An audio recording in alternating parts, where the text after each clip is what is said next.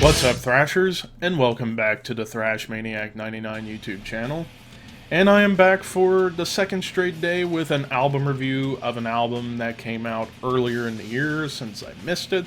And I decided, why not talk about another big album that came out during the summer months. And this was a huge one for me. When I heard this was coming out, I was excited. I'm here to talk about the latest offering from one of the pioneers of melodic death metal, especially the pioneers of Swedish melodic death metal, at the gates in their album The Nightmare of Being. So, I believe I reviewed their last album, To Drink From the Night itself, when it came out back in 2018, and that was my personal favorite album of 2018, at least at the time. It might have changed since then. But here we are with a third straight album in their recent comeback that started with At War with Reality back in 2014. And this is their third album since that time.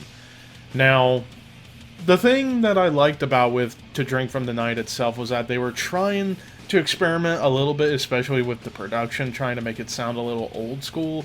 I liked it, some didn't. But yeah, that's kind of the way it was, at least for a lot of people. Here, with The Nightmare of Being, the production was done by Jens Bogren, who's been one of the best producers in metal over the past almost 20 years. I mean, he's been doing amazing work with bands like Bloodbath and Opeth, I believe Swallow the Sun as well, among so many others. So we get him in the producer's chair for this album, and right off the bat we start with Spectra of Extinction, starting with some beautiful acoustic guitars to kind of set this album off, following along with eventually the electric guitars kind of harmonizing together, before we get some heavy yet melodic riffs come flying in as the song gets into that thrashiness that you have become accustomed to with At the Gates, because their brand of melodic death metal leans very heavily on old school thrash, particularly Metallica and Slayer and Dark Angel, among many others, as far as when they're doing thrashier parts. And then the mood suddenly changes, and it starts to feel a little bit more aggressive, and the drums are just going everywhere as it just goes from like marching beats to being thrashy, with a beautiful yet tasty guitar solo coming in at the end of the track. The Paradox at track number 2, again starting off with a thrashy start before it transitions into that classic At the Gates flair. While the heaviness is maintained, you do hear the acoustics at times in the background to add more atmosphere to the track, and even a melodic chugging riff comes in, which I really love that riff, followed by back-to-back beautiful melodic solos that just add more murkiness to the song. The title track, The Nightmare of Being, starting off with some tastefully well done clean guitars to provide a proggy vibe, and with some low chanting vocals before the guitars start to get thick and a little bit more evil. Even a melodic breakdown before a quick, wonderful melodic solo coming in. And it ends a little bit doomy, like it slows down quite a bit to almost doomy territory on this track.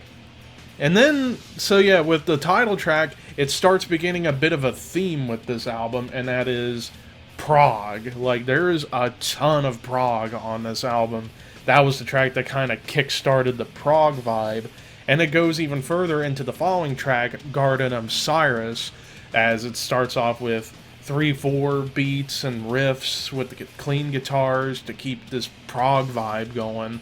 The guitars gradually get thicker sounding as a beautiful clean solo comes in while the bass is just going to town in the background.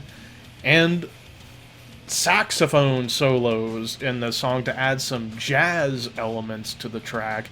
More of the dark chanting going on while the sax is doing its own thing. Another great melodic solo coming in before Tampa's vocals get gruff, and it gets back to that vibe of the beginning of the track at that 3/4 time signature beat and riff.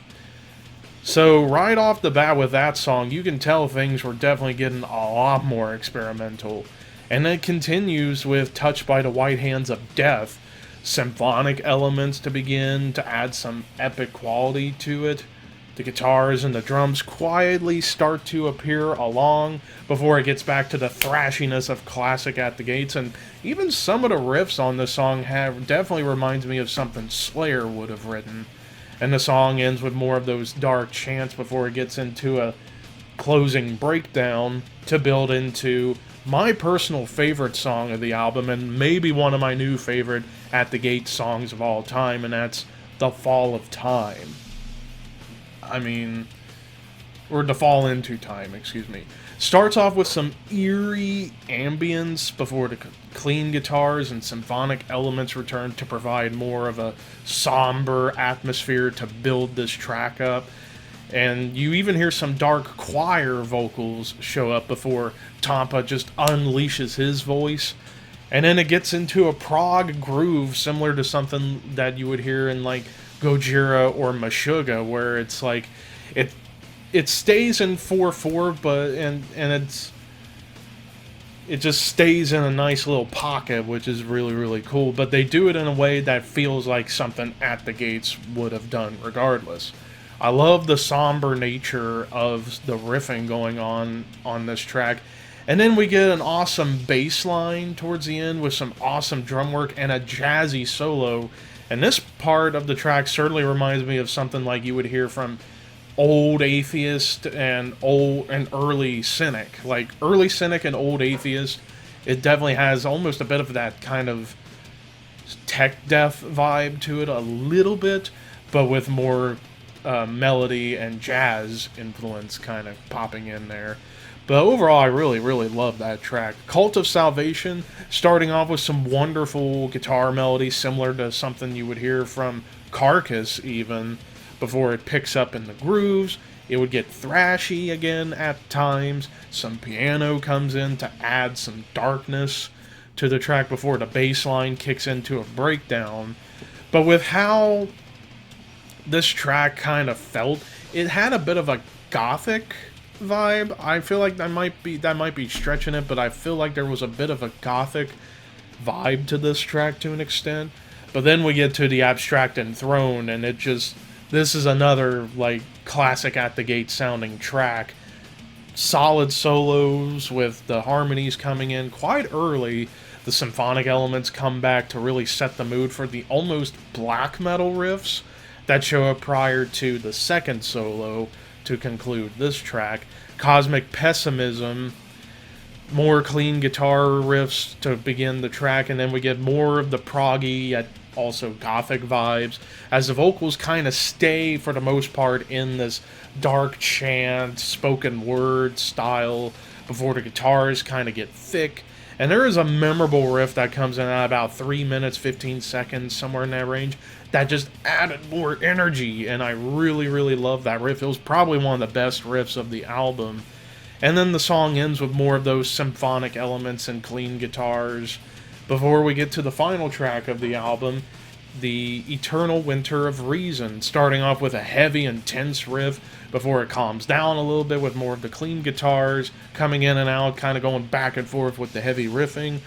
A beautiful somber solo towards the halfway point of the track that kind of reminded me a little bit of like 90s era Death, before the track ends with some tasteful keyboards to kind of signify the end of the album. But overall, like with this album, you can definitely tell At the Gates were keeping on with their experimentation, but here they were going everywhere. There was a couple of almost gothic moments, but the big thing, they got much more proggy on this album. And they could have repeated like what they were doing a couple albums prior to this and just keep at the straight up At the Gate sound, but here they kind of wanted to evolve a little bit, which I really, really like that about this album. It was willing to take chances. And some people may kind of look at it and feel like, they might have whiffed on it. I completely disagree. I think the chances they took, paid off, because they're definitely pushing more into a prog direction, I feel like, with their melodic death metal. At least in my personal opinion. But yeah, and there's even some, like, grooves going on in the background, as well as some of those even almost black metal riffs going on a couple of tracks. So yeah, I like the experimentation, and also those symphonic elements got kind of pushed even further. Some elements of jazz showing up. Yeah, I feel like this experimentation, I feel paid off for the better for this band. Because like I said, they're not trying to stick to the same formula that they were going for back on, say, Slaughter of the Soul. They want to evolve their sound. And I say keep going, keep experimenting, but don't stray away from the core of what At the Gates does, which they definitely don't stray away from that. You still get your classic At the Gates moments all throughout this album, but just a more progginess and more experimentation. So overall, this is an amazing album. Maybe, in my opinion, the best album of their comeback run so far. I'm going to give this a 9.5 out of 10. I feel like this is a fantastic album, and one you guys definitely need to pick up if you haven't heard it already. But what did you guys think of The Nightmare of Being by At the Gates? Let me know in the comments below. As far as what I'm going to be covering tomorrow, I'm going to be talking the new Fear Factory album that came out back in the summer. Until then, horns high. See you guys very soon.